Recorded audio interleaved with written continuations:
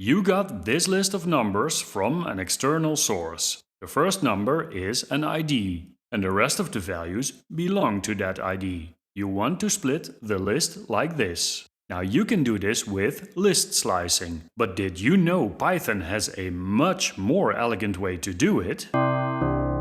Here is the list of numbers. I get the head and tail of the list.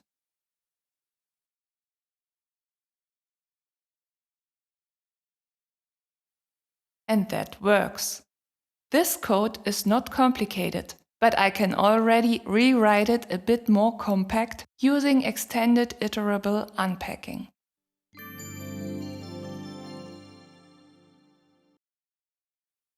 And the result is the same.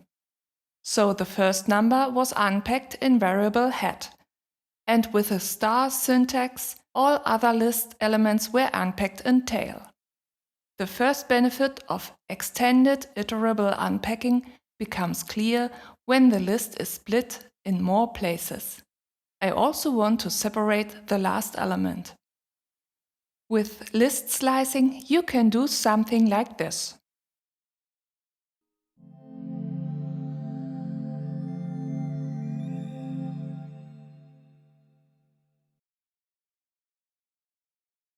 And that works. But you already can see that this gets complicated fast. What if I also want the second to last element separated? And I have to change this value. I print the result and execute the code.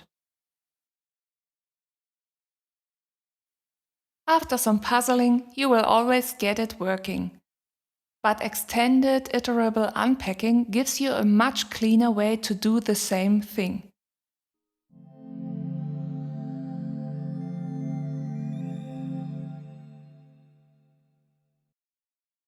What do you think? Which variant is better?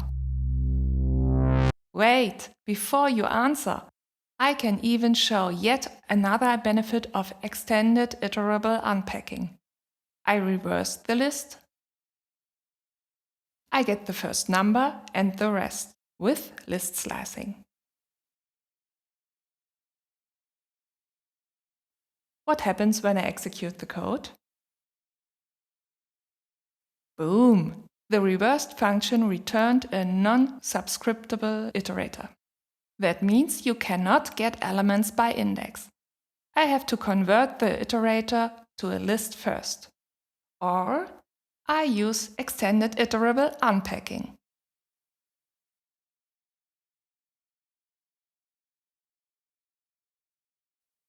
And that works again. Extended iterable unpacking was able to unpack values from the reversed list generator.